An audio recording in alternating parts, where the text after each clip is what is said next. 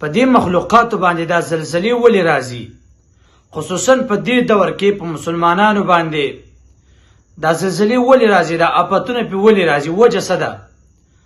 علامه ابن تیمیه رحمه الله تعالی ذکر کړی دی، وایي ډېر وجوهات دي چې د هغې د وجې نه زلزله راځي په انسانانو باندې.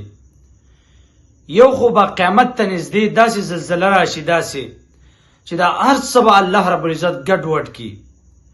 اذا زلزلت الارض زلزالها واخرجت الارض اثقالها، هغه ډېره خطرناکه زلزله وي، ځکه چې دا غرونه، دا ځمکې، دا کم چې بیلډینګز دي، دا هر څه به داسې هوار شي، الله به دا هر څه هوار کړي.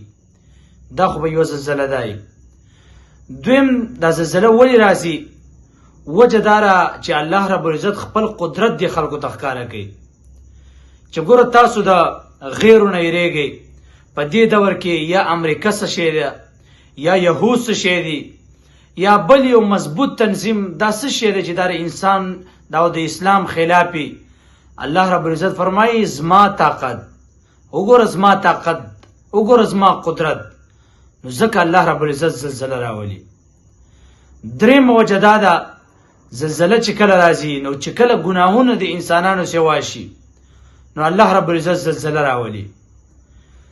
او دا خبره مشهوره ده چې کله زناونه سوا شي نو الله رب العزت بیا زلزله راولي. زنا یوازې د سترګو نه ده، زنا یوازې د لاسونو نه ده، زنا یوازې د خولې نه ده، د هر یو اندام خپله خپله زنا ده. نو چې کله هر زنا سوا شي الله رب العزت دې خلکو له یو خبرداری ورکي چې ګوره سم شي، او چې کله نه سمیږي الله رب العزت بیا پې زلزله راولي.